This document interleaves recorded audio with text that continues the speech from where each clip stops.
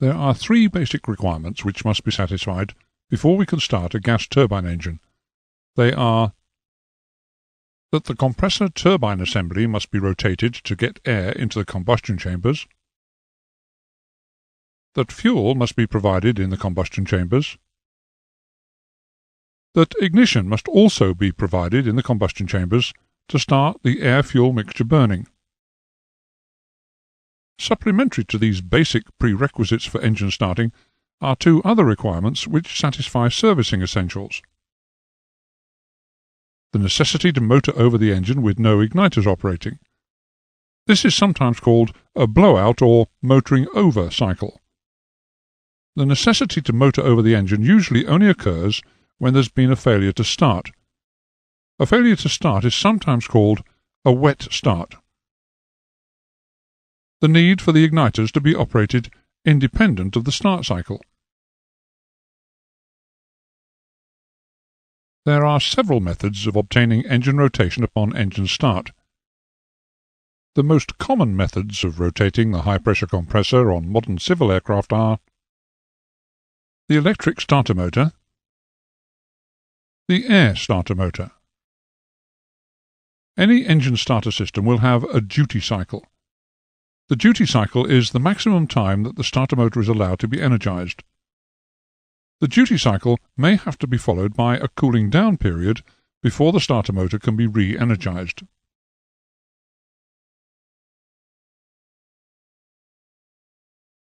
The electric starter motor was the original means of starting a gas turbine engine, and is still used in smaller executive jets and helicopters.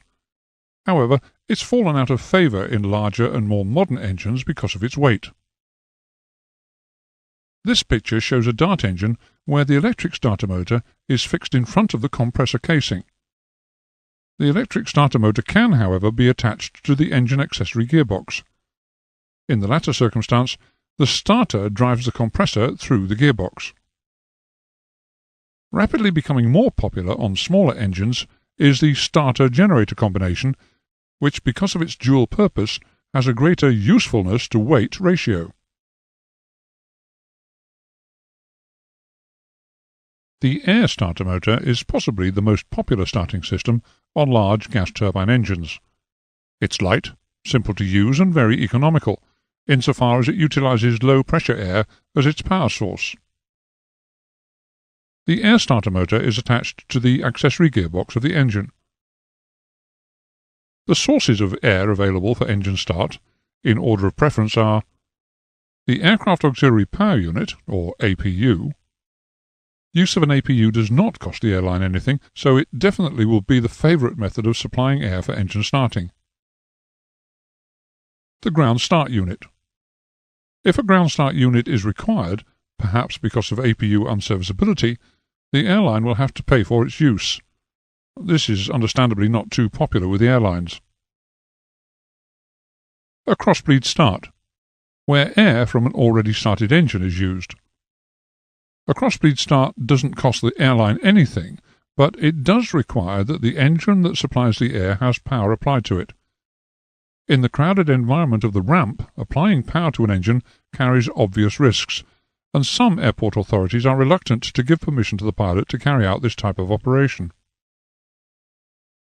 Air from one of these sources is fed through an electrically controlled air start valve to the starter motor's air inlet, where it's used to turn the turbine rotor. The air is subsequently exhausted to atmosphere.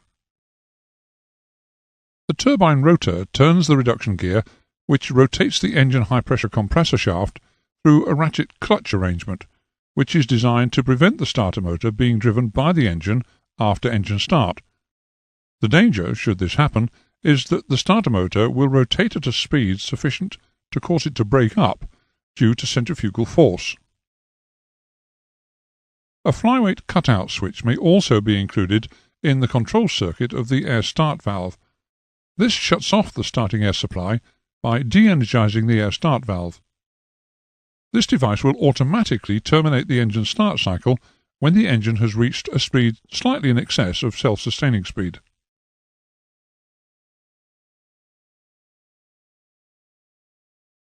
we'll explain the starting sequence of a generic twin-spool medium bypass gas turbine engine using two methods. Firstly, we'll go through the sequence using the engine controls to demonstrate the required actions, and the engine instruments and a generic air starting supply layout to illustrate the results of those actions.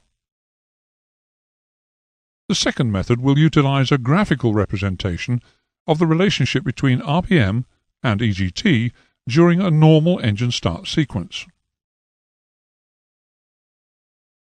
This very simplified air start supply layout for a twin-engined aircraft shows each engine fitted with an air starter motor. When engine start is selected, each starter motor will be supplied with low-pressure, high-volume air from either the APU, the ground start unit, or another engine which is already running and capable of supplying air. On this particular start, we'll utilize the aircraft's APU to supply air. The aircraft's normal bleed air system ducting is utilized to pass the air to the starter motor. Non-return valves at the low-pressure and high-pressure engine bleed positions prevent air leaking back into the engine compressor during engine start. The engine instruments which require the most attention during the engine start sequence are the exhaust gas temperature gauge, EGT, and the high-pressure compressor rotational speed gauge, N2. These two parameters must be monitored closely to ascertain whether or not the start cycle is proceeding safely. Other instruments that should be monitored during the start are fuel flow, engine oil pressure, low-pressure compressor rotational speed, otherwise known as N1, system duct pressure, and the start valve open light. Normally the number 2 engine will be started first. For the first start of the day, right ignition is selected, and the number 2 engine start switch is selected to ground, which is the ground start position. The selection of ground opens the APU control valve and the number 2 engine air start valve. To indicate that air is getting to the starter motor, the start valve open light above the engine instruments illuminates. The starter motor turns the high-pressure compressor, which we can note by checking the N2 reading. This is an appropriate time to start timing the starter motor duty cycle. As the N2 increases, the oil pumps will produce sufficient pressure to extinguish the low oil pressure caption. At 24% N2, the number 2 engine start lever should be moved to the idle detent. This supplies fuel to the engine and initiates the AC ignition system. The operator should keep his hand on the start lever in case of an engine starting fault, in which case he should immediately close the start lever. On most twin or triple spool engines, it's advisable to ensure that the other spools are rotating in the correct direction, especially if starting engines with a tailwind. A short time after the start lever has been opened, the engine should light up. This is indicated by an increase in the EGT and an increased rate of acceleration of N2. At approximately 46% N2, the start switch will automatically move to the off position, and the start valve open light will extinguish. The starter duty cycle is now complete, and the N2 should continue to increase to the ground idle value of between 58 to 62%. When the engine RPM has stabilized at ground idle, the fuel control and, if appropriate, the ignition switch can be released, and the after-start checks carried out. We'll now use this graph, together with the simplified air start supply layout, as the second method of demonstrating how the exhaust gas temperature and high-pressure compressor RPM relate to each other during a normal engine start cycle. As before, we'll again use the APU as the source of starting air. Upon engine start selection, air is fed from the ducting to the starter motor via the air start valve. The compressor accelerates under the influence of the starter motor and starts to force air through the combustion chambers. Initially, fuel and ignition are not supplied. Each type of engine will have a specific high-pressure compressor RPM when both the fuel supply and the ignition should be activated. Fuel and ignition are, in this case, selected by moving the start lever to the idle detent when N1 reaches 24%. Engine light-up is indicated by an increase in exhaust gas temperature and must occur within a specified time. 20 seconds is typical. The initial increase in EGT is quite sharp, because of the fact that as combustion does not occur immediately after ignition is selected, there is an initial build-up of fuel in the combustion chamber. Once this fuel does ignite, it tends to overpower the cooling effect of air being fed from the compressor. Once the excess fuel is burnt off, however, and the fuel-air mixture becomes more balanced, the increase in EGT steadies. The gas which is being produced in the combustion chambers now adds impetus to the turbine blades, which eases the task of the starter motor, and the engine continues to accelerate. The accelerating engine drives the high-pressure fuel pumps faster and faster, until they eventually manage to drive sufficient fuel through the fuel control unit, which enables it to supply the idle level of fuel flow to the burners. However, the compressor is not yet running at idle RPM, so once again there is too much fuel being supplied to the combustion chambers, and not enough cooling air. Evidence of this is given by the second steep rise in the EGT. Eventually the engine accelerates to self-sustaining speed, which is approximately 36% N2. The starter motor is not, however, deselected at this point. It's kept operating to assist the engine to accelerate a little more. This gives the engine a better chance of reaching idle RPM without exceeding its limiting EGT. The igniters and the air supplied to the starter motor will be cancelled automatically by an N2 speed switch at 40% N2. As engine acceleration continues towards this point, the EGT peaks. But as the airflow and the fuel flow become balanced at their idle RPM values, the EGT drops to the value appropriate to idle RPM. Ground idle RPM is approximately 60% N2 and 25% N1.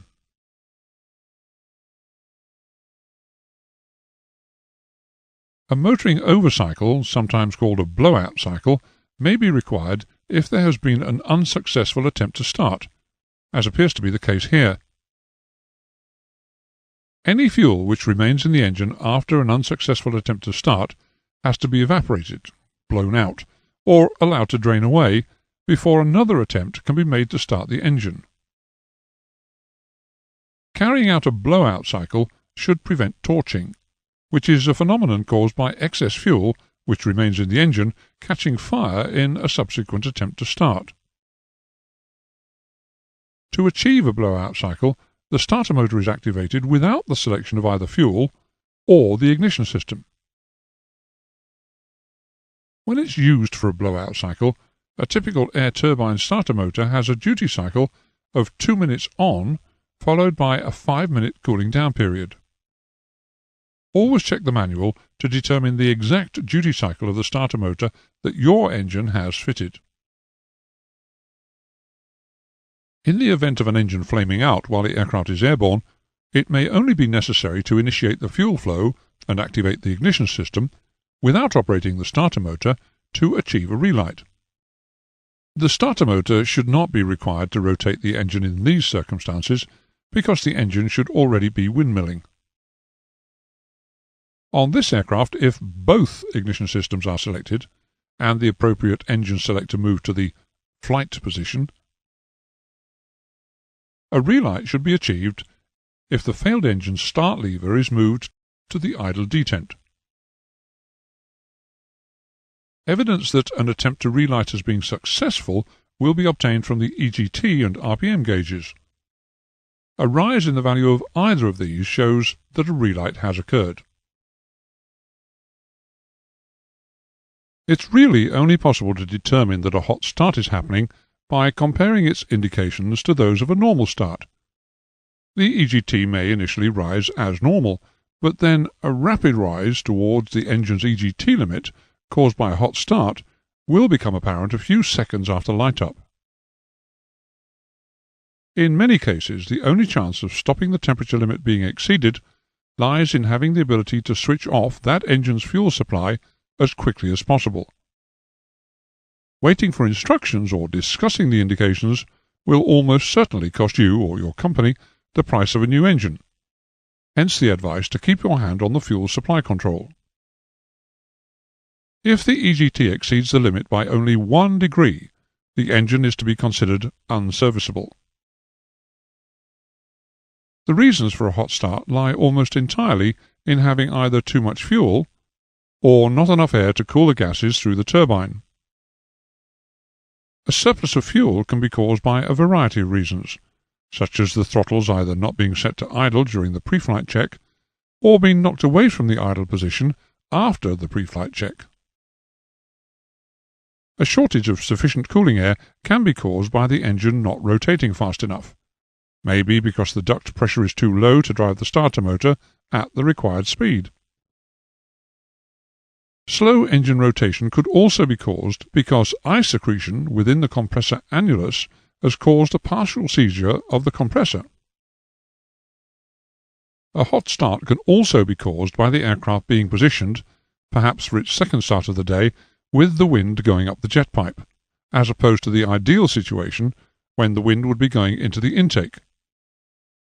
The tailwind will make the job of the starter motor more difficult, and it will have more trouble pushing sufficient air through the engine quickly enough to keep the core temperature within limits.